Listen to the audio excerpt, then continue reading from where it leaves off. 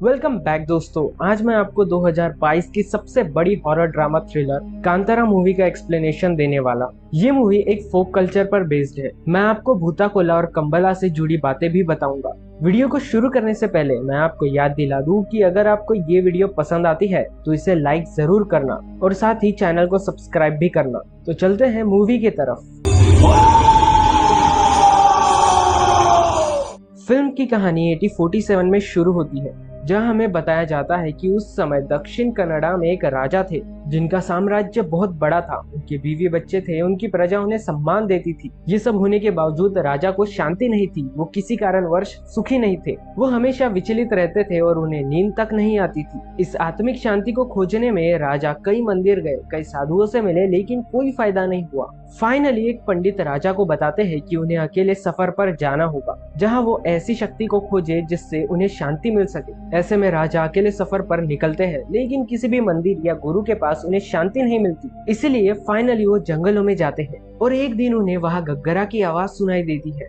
राजा इस आवाज से डरते नहीं, बल्कि उन्हें लगता है कि ये आवाज प्यार से उन्हें पुकार रही है। इसके पीछे पीछे जाते हैं और वहां उन्हें एक पत्थर दिखता है, जिसके सामने राजा अपने हथियार सरेंडर करते हैं। इसके बाद राजा को आत्मिक शांति मिल जाती है और वो इस पत्थर को अपने साथ ले जाना चाहते थे, लेकिन तभी गांव के लोग वहां आते हैं और वो राजा से कहते हैं कि आपको जो चाहिए वो ले जाइए, लेकिन आप हमारे देवा पंजोडली को नहीं ले जा सकते। तभी अचानक गांव वालों में से एक इंसान के अंदर देवा खुद आ जाते हैं और वो राजा से कहते हैं कि अगर तुम मुझे अपने साथ ले जाओगे तो इन गांव वालों की रक्षा कौन करेगा। तो अगर तुम चाहते हो कि मैं तुम्हारे साथ आऊं, तुम्हें गांव वालों को वहां तक जमीन देनी होगी जहां तक मेरी चीख सुनाई दे। बदले में मैं तुम्हारे साथ आऊंगा, जिससे तुम्हारी आत्मिक शांति बरकरार रहेगी, लेकिन मेरे साथ बुढ़िगा भी आएगा। लेकिन ध्यान रखना, अगर तुम कुछ गलती करते हो तो मैं तो शायद तुम्हें माफ कर दो, लेकिन गुड़िगा तुम्हें कभी माफ नहीं करेगा। ये सब सुनकर राजा मान जाते हैं और वो देवा को अपने साथ लेकर स्थापित कर देते हैं। वही गाँव वालों को काफी सारा जमीन मिल जाता है। तब से राजा एक सुखी और संपन्न जीवन जीते हैं और यहाँ से कहानी 1970s में आती है। अब इससे पहले कि मैं आपको कहानी आगे बताऊं, आपके लिए कर्नाटका के कोस्टल रीजन के कल्चर को थोड़ा बहुत जानना जरूरी है। तो उडुपी साइड के लोग, जिनका मदर टंग अक्सर तुलु होता है, वो लोग देवा में मानते हैं। देवा एक सुपर नेचुरल स्पिरिट की तरह है, क्योंकि वहाँ के लोगों की वो रक्षा करता है और उन्हें पूजने के लिए भूतस्थाना होता है। कहा जाता है कि लोगों को ठीक ढंग से रिस्पेक्ट देते हुए देवा को पूजना होता है, क्योंकि अगर उन्हें किसी तरह से भी ठेस पहुंचाया गया तो उसका अंजाम बहुत बुरा हो सकता है। अब इसी कल्चर का पार्ट है भूताकोला, जिसमें परफॉर्मर या नर्तक, हम बोल सकते हैं कि वो तैयार होकर परफॉर्म करता है और इस डांस के दौरान देवा उसे पजेस करते हैं। ये परफॉर्मर यूजुअली एक ही फैमिली से होते हैं, जो कि पीढ़ी दर पीढ़ी ऐसा करते आते हैं और इसके दौरान वो लोगों को ब्लेस करते हैं। कुछ केसेस में भूताकोला के दौरान लोगों के पर्सनल डिस्प्यूट्स या विलेज के डिस्प्यूट्स को भी सॉल्व करते हैं। अब तुलुनाडु में लोग कई देवा को मानते हैं और हर एक देवा की अपनी एक कहानी होती है। फॉर एग्जाम्पल पुंजुडली, गुडिगा, कालिकाडू इत्यादि। फिल्म के स्टार्टिंग सीन में भी गाँव वालों में से एक आदमी को देवा ने पजेस किए थे। वो एक जनरेशनल परफॉर्मर रहा होगा और देवा उसके थ्रू ही लोगों से बात करते आ रहे होंगे। ये कस्टम आज भी फॉलो किया जाता है और इसकी कुछ ऐसी अमेजिंग रियल स्टोरीज है जो आप सुनेंगे तो आपको भरोसा नहीं होगा। अब जब आपको कोस्टल एरिया के कल्चर के बारे में थोड़ी बहुत जानकारी हो गई है, आप फिल्म की कहानी को ठीक से समझ पाएंगे। 1970 में उसी गांव में एक भूताकोला हो रहा था, जहां शिवा नामक बच्चे के पिता परफॉर्म कर रहे थे। भूताकोला के दौरान हम देखते हैं कि उस राजा का वंश, यानी उनके बेटे का बेटा, ऐसा ही कुछ जनरेशन वाला होगा। वो गांव वालों से जमीन वापस लेने के फिराक में होता है। वो कहता है कि वो कोर्ट जाकर सारी जमीन अपने नाम कर लेगा और ये बात सुनकर परफॉर्मर के अंदर देवा आ जाते हैं और वो कहते हैं कि तुम्हारे वंश के शांति के लिए जमीन गांव वालों को मिली थी, तो अगर तुम्हें जमीन चाहिए तो मिल जाएगी, लेकिन तुम्हारे अंदर की शांति भी खत्म हो जाएगी। अब ये सब सुनने के बाद वो इंसान देवा को ना तो मान रहा था, वो ये तक कह देता है कि ये बात देवा बोल रहे हैं या परफॉर्मर। इस पॉइंट पे देवा क्रोधित हो जाते हैं और वो कहते हैं तुम्हारा फैसला तो कोर्ट के सीढ़ी पे ही हो जाएगा। और रही बात कि मैं देवा हूँ या परफॉर्मर, तो अगर आज के बाद मैं तुम्हें कभी भी दिखा तो समझ जाना कि मैं परफॉर्मर हूँ वरना देवा। ऐसा कहकर शिवा के पिता मशाल लेकर जंगल में दौड़ जाते हैं और वो एकदम से गायब हो जाते हैं। इस दिन के बाद शिवा के पिता ने किसी ने नहीं देखा और रही बात उस राजा के वंश की, तो वो इंसान सच में कोर्ट की सीढ़ियों पर खून की उल्टी करके मारा जाता है। अब यहाँ से कहानी 1990 में आती है, जहाँ शिवा बड़ा हो चुका है और हम उसे कंबला में पार्टिसिपेट करते हुए देखते हैं। अब जिन्हें कम्बला नहीं पता उन्हें शॉर्ट टर्म में बता दूं कि ये बफेलो रेस है, जिसमें बफेलो ओनर भी उनके साथ दौड़ता है और शॉर्टेस्ट टाइम में जो भी एक डिफाइंड डिस्टेंस को कवर करेगा वो विनर होगा। तो इस रेस में शिवा काफी तेज भागता है और जीतना भी उसे चाहिए था, लेकिन बेईमानी करते हुए वहां के लैंडलॉर्ड के बफेलो को जिता दिया जाता है, जिस वजह से शिवा लैंडलॉर्ड के लोगों से भिड़ जाता है। अन्यथा लैंडलॉर्ड शिवा को ही मेडल और पुरस्कार देते हैं और वो अपने आदमियों की ऐसी बेईमानी करने के लिए गुस्सा भी करते हैं। अब इस पॉइंट में मैं आपको फिल्म के कुछ कैरेक्टर्स के बारे में बता देता हूँ ताकि आगे आपको चीजें आसानी से समझ में आए। तो सबसे पहले तो शिवा है, जिसके पिता भूताकोला के वक्त 20 साल पहले गायब हुए थे।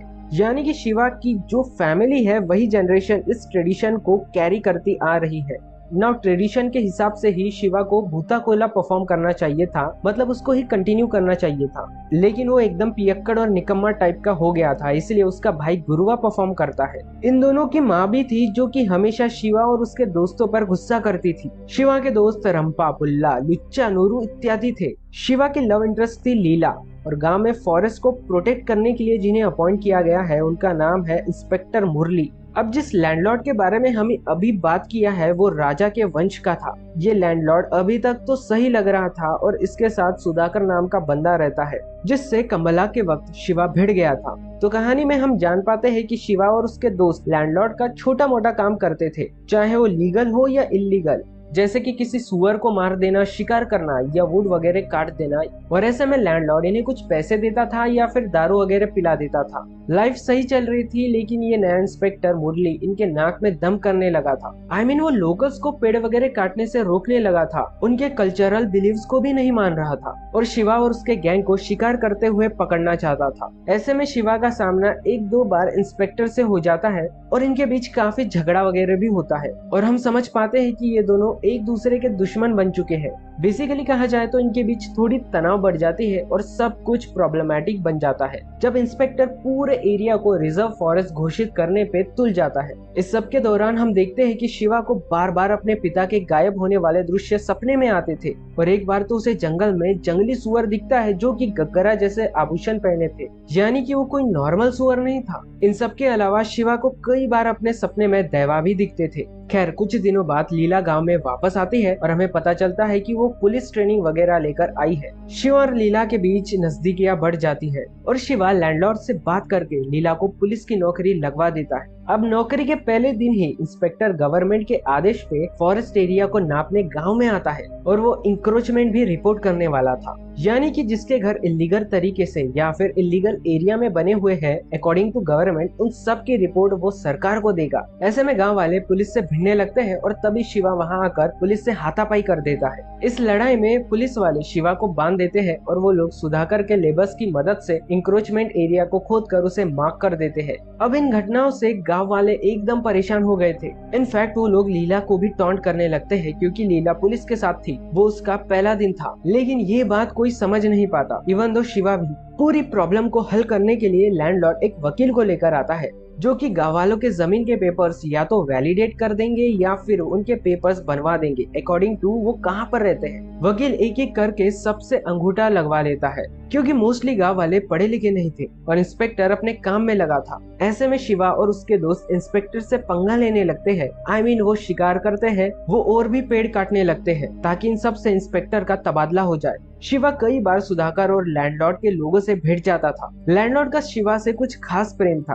अपने एक्स्ट्रा मैरिटल अफेयर के वक्त भी वो शिवा को यहाँ गार्ड ले जाता था और इन जनरल लैंडलॉर्ड शिवा के प्रति काफी अच्छा बिहेवियर करता था, लाइक उसे पैसे देना, दारू पिलाना इत्यादि। तो एक रात शिवा और उसके दोस्त किसी बड़े पेड़ को छुपकर काट रहे थे जब सुधाकर पुलिस को उनकी लोकेशन बता देता है। पुलिस फौरन वहां पहुंचती है और हड़बड़ी में वो बड़ा सा पेड़ पुलिस की गाड़ी पर ही गिर जाता है, जिससे जीप में बैठे सभी लोग घायल हो जाते हैं। इस घटना के बाद शिवा पे अटेम्प्ट टू मर्डर का चार्ज लग गया था और ऐसे में वो अपने दोस्तों के साथ जंगल में छिपकर रहने लगा था। पुलिस शिवा और उसके दोस्तों को हर जगह ढूंढ रही थी और इसीलिए शिवा को छुपकर गांव में आना पड़ता है। ऐसे एक बार शिवा जब लीला से मिलने आता है तो वो पकड़ा जाता है और ऐसे में उसे और उसके साथियों को जेल भेज दिया जाता है। अब उस रात गुरुआ एकदम से लैंडलॉर्ड को फोन करके सब कुछ ठीक करने के लिए कहता है। लैंडलॉर्ड कहता है कि वो सब कुछ ठीक कर देगा लेकिन आने वाले समय में चीजें बद से बदतर हो रही थी। शिवा और उसके दोस्त जेल में ही थे और पुलिस अब भी पूरे एरिया को रिजर्व फॉरेस्ट घोषित करने में तुली थी। तो एक दिन लैंडलॉर्ड अपनी कार में कहीं जा रहा था।